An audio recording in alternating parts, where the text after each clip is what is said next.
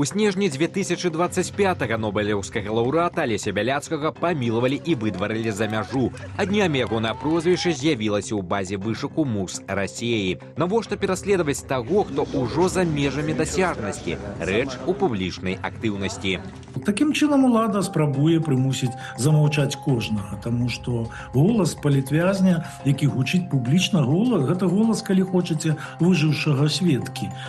Чалавек расказвае пра тое, што адбываецца ў самой нутры Беларусі. Гэты пераслед набывае транснацыянальны характар і б'е па родных. У экс-палітвязня Паўла Севярынца арыштавалі частку кватэры ў Віцебску, дзе жыве ягоная маці. Гэта было ўведамленне на падставе рашэння следчага камітэту.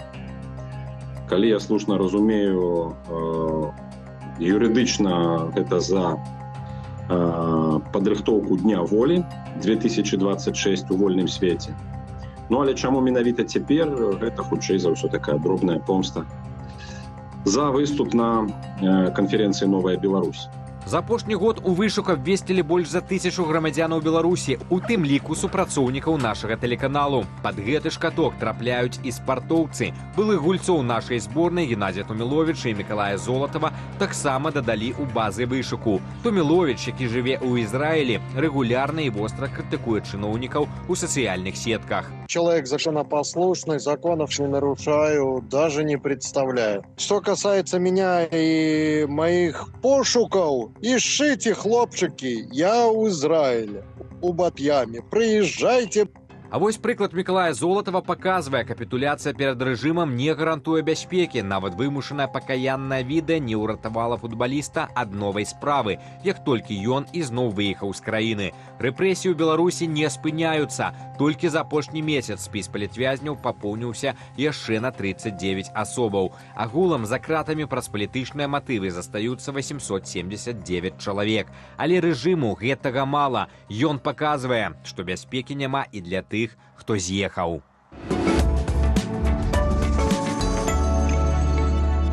А з намі тым часам на сувязі выбітны журналіст, былы палітычны вязень Ігар Карней. Ён прайшоў праз адзіночную камеру, калонію агульнага і строгага рэжыму, і ўсё, што спрабаваў запісваць за кратамі, у яго забіралі. Апошнія запісы забралі кэдэбісты, якія выкінулі Ігара з краіны ў чэрвені мінулага года. Таму, вышыўшы на волю, ён амаль адразу сеў пісаць кнігу па гарачых слядах. Кніга называецца «Інкамунікада», і яна выйшла на гэтым тыдні. Вітаем Ігару.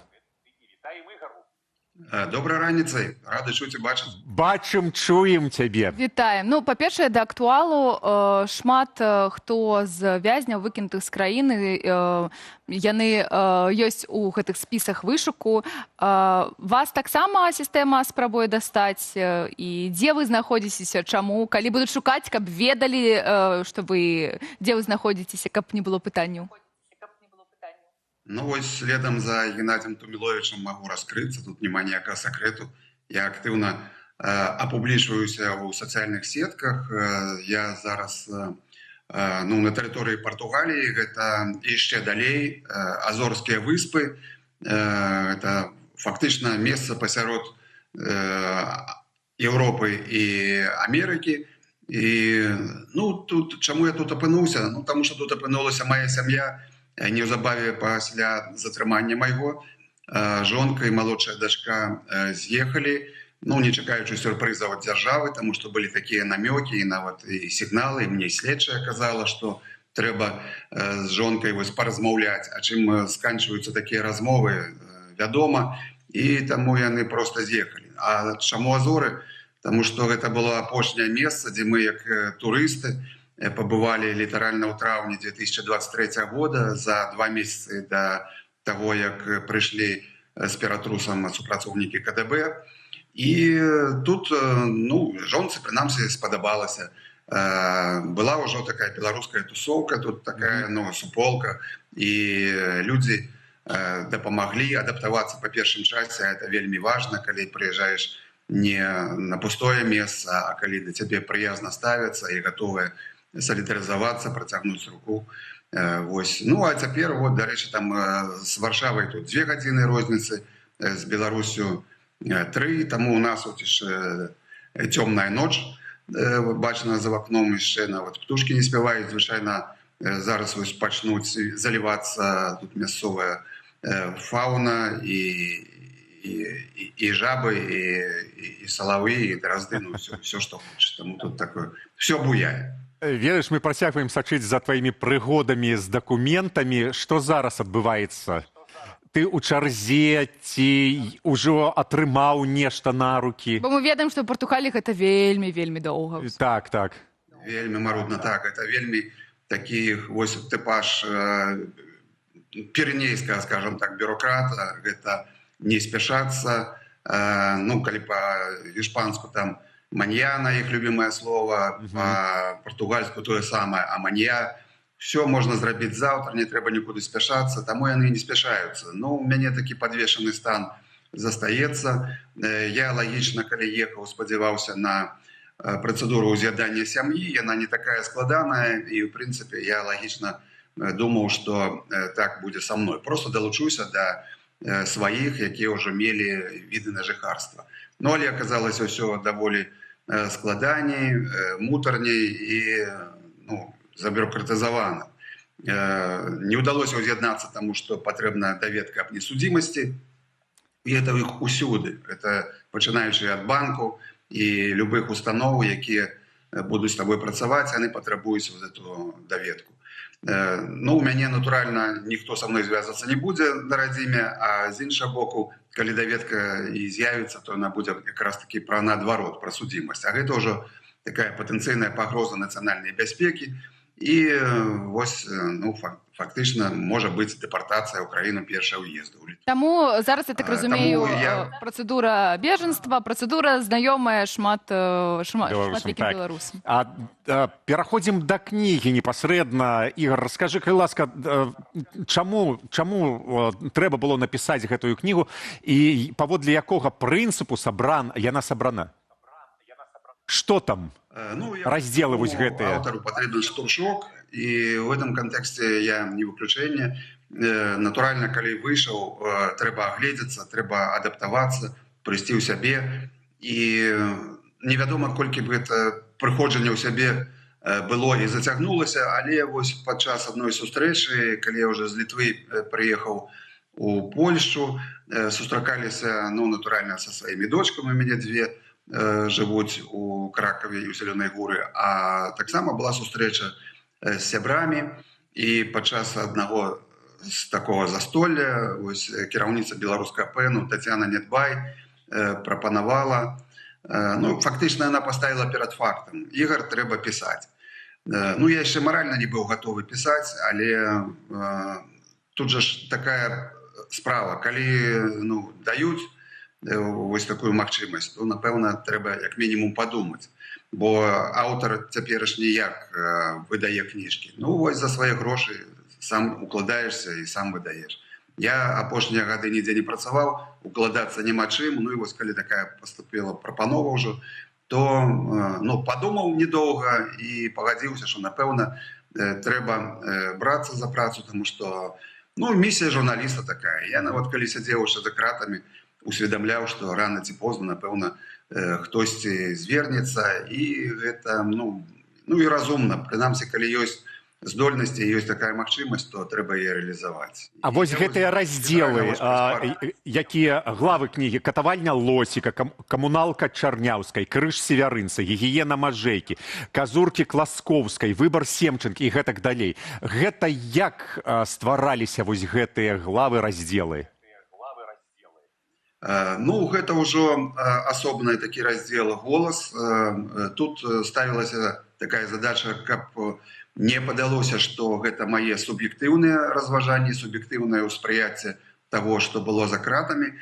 Таму, ну, па ходу справы з рэдактарам было вырашана, што трэба абаперціся і на іншыя досведы людзей, якія прайшлі праз аналагічныя катаванні. Гэта фактычна ўсе людзі, якія былі і ў рэжыме інкамунікада ў той ці іншай ступені, і прайшлі праз, вот, як я называю, сінгл-румы, вось гэтае адзіночнае зняволенне у выглядзе штрафных ізалятараў, памяшканняў камернага тыпу.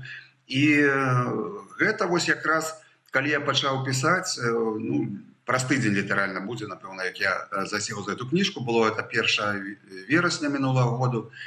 І якраз вось выйшла другая партыя, сярод іх вось і згаданы Ігор Лосік, мой калега па свабодзе, і Павел Мажэйка, ну і іншыя людзі, в прынцыпе, якія таксама мелі вось гэты сумны досвед.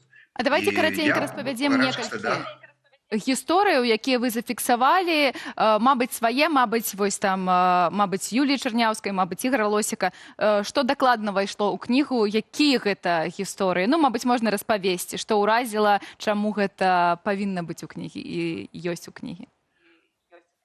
Ну так, ёсць класічны такі этап, што называецца, гэта калі затрымліваюць СІЗА, калонія, ну і там ужо пашлі працаваць, таму што усе жаўтаберачнікі так ці інакш будуць на асаблівым рахунку і пад асаблівым кантролем. Але ёсць такое расхожае меркаванне, што, напрыклад, калі ты патрапіў пад хатні арышт, ён не вельмі часта ўжываецца ў дачыненні да нелаяльных, то гэта падфарціла. Прынамсі, ты спіш на ўласным ложку, там еш, ясі ўласнай лыжкай, там і так далей. Але не так все проста. Вось прыклад той жа Юліі Чарняўскай, якая атрымала такі вось рэдкі, унікальны спосаб пакарання, ён сведчыць, што гэта можа яшчэ цяжэй з маральнага гледзяча, таму што у цябе ў хаце жывуць прыстаўленыя сілавікі. Яны ўжо там атабарыліся да такой ступені, што маюць у лядоўні ўласную паліцу, у іх бясконцае чайпіце там на кухні, бо ім няма чым займацца, бо это не той аб'ект, які можа там сігануць з балкону ці сысці і не вярнуцца. Вось гэта вот такая адна гісторыя. Ці прадпрымальнік Віктор Пархінчык, таксама расхожае меркаванне, што патрапіць на хімію нават з накіраваннем гэта лепш, чым сядзець у калоніі. Але той жа Віктор, вось калі, як ён кажа, быў у тым месцы, дзе з пагорку Польшча відаць. Так вось ён займаўся жывёлагадоўляй у нейкім сэнсе, і у яго функцыю ўваходзіла нават прыём родаў у каровы. Гэта людзі рыхтуюцца да гэта у ветэрынарных інстытутах там гадамі. А тут чалавек, які прыйшоў зусім іншай сферы дзейнасці, павінен займацца вось гэтай непрофільнай працай. А сама непасрэдна кніга, яна фізічна існуе ўжо? Дзе яе ўзяць? Прадзамовіць, мабыць, можна.